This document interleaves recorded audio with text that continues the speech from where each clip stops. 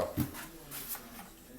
Okay, this is a drywall taping bucket that I made. A lot of people are going to try and use that fiber tape that they can find. They don't make fiber tape because it doesn't work. It does work, but some people find that they fight the fiber tape a little bit. The fiber tape is the stuff with the cross-hatched mesh in it. It comes in a roll.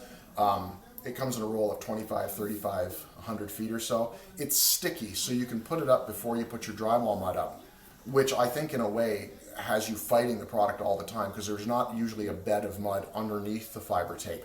It's easy to use. One person can do a 100-foot seam with it. Again, they don't make it because it doesn't work, but if you're going to do a whole house and you want to see the way the pros do it, there's a number of ways. You'll find professionals that do use some of that fiber tape for minor repairs. You're going to find professionals that use a method similar to what I use, which is a wet tape application. And you're going to find people with the actual drywall machine that has mud in it. The paper runs through it and goes. And the drywall machines are a little bit more money. So what we've made here basically is a drywall machine. This is just a bucket that was full of drywall compound that we grabbed on a different project. And what we did was we took our circular saw blade and we made a cut right here. And we made a cut right here, and you'll notice that the size of that cut equals the paper that we're going to use right here. Now the paper, when you pick it up at the lumberyard, has a corner built into it. It has an inside and an outside.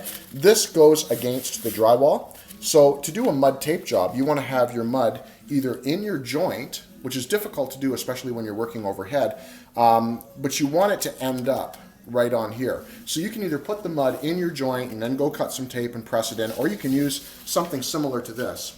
So what we do is we take that tape with its end up like that, and we make what amounts to a toilet paper holder in our construction site, and we run that tape through the bottom of the bucket just like this,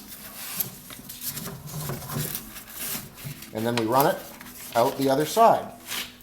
Now for taping, you're going to know that you're going to want your drywall compound to have a little extra liquid in it. You don't want it to be that peanut butter thickness. You want it to be more of a kind of a pudding thickness where it will run slightly. It just makes it easier to get the holes out or get the air out at the end of it all. So what we've done is we've taken some of our box of drywall mix, we've added a couple of mouthfuls of water, and we've stirred it up. And this is brand new drywall compound. You don't want anything that's got, hunks in it, stuff like that. And what we do is we just shovel out of here on top of the tape, right like that. And again, this bucket isn't rocket science. You just take a circular saw and you cut the side of the bucket. It gives you a nice, somewhere around 1/8 of an inch thick cut in there. And then we're going to load this up. And you can see now that the mud's in it. It would have been considerably difficult for me to mix my mud in this bucket and then run the tape through. I'd have been up to my arms in drywall compound. And this is just all-purpose CGC mud with just a mouthful of water added to it, stirred up with the power drill and the paddle on it. So now we get to this point right here, plop that back down there like that. And what we're going to do is we're going to bring ourselves out a little bit of this product right here. And you can see as it comes out of the machine, and I'm just going to put my drywall knife there and tear it off. That's the easiest you're going to find to tear that paper. Once this paper has drywall compound on it, it becomes very strong and very difficult to cut. So now the area that I'm doing is about 7 feet long. So what I'm going to do is I'm going to come out of here, and you'll see how that tape is covered very nicely with drywall compound. There's 6 feet, and I'm headed towards 7 feet over here. That should be enough. Now, if you're doing a lot, you can put this into a bucket. So you can take this tape and you can put it into a bucket. When you cut this here, make sure you leave enough to grab for the next piece that you're going to pull out. You don't want to sink yourself that way, as it were. You're going to need your 6-inch tape knife. Stick that in there.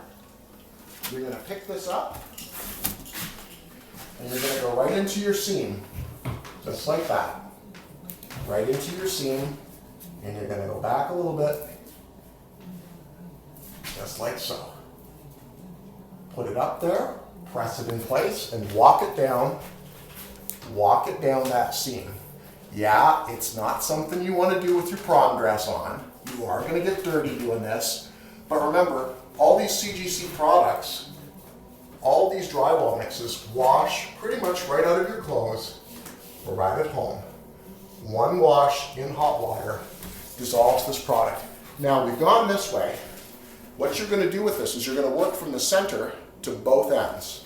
So the first thing I'm going to do is take this, I'm going to cut that down, drop that, and I'm going to work in the center with my tape knife, and I'm going to push, and what I'm doing is I'm pushing the air out of the tape joint. First time I go down it like that, I'm taking quite a bit of this out. I'm going to stick this into my bucket.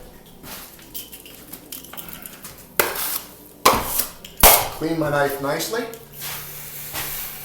Press that in that way. Come back from the middle, work towards this end. Just like that. I'm going to get a little bit out. Now, I'm going to take a little firmer hand to it this way. I'm going to push up like this, and I'm going to get a line of mud out from underneath that. Push up here just a little bit. And you can even get in there to get that little bit of air out right at the end. Just get in there with the back of your hand. And that'll push it out like that.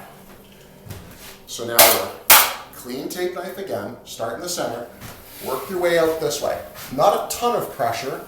You don't need to tear this down. You're just looking to make sure that you've squeezed that drywall compound out from both sides. This tape joint, let me get this little piece here, this little piece here.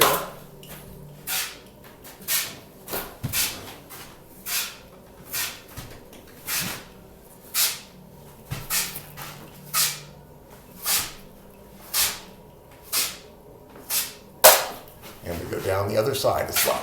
Just squeezing from the center outward, any air, make sure that tape is nicely set in there. So we get any air bubbles out from inside.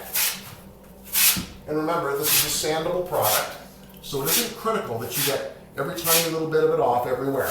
It's more critical that that joint is set nicely. Go from the center again, that way. Go from the center again this way. Go down the line. What you're doing here is you're pressing over here to leaving this loose, and you're just going to go down and you're going to try and clean up your work as you go. It'll make it easier for you to get all that stuff off of there now rather than sanding it out later. The last thing is an inspection. Last thing is an inspection. Make sure you got no air coming out from underneath that tape line. There you go.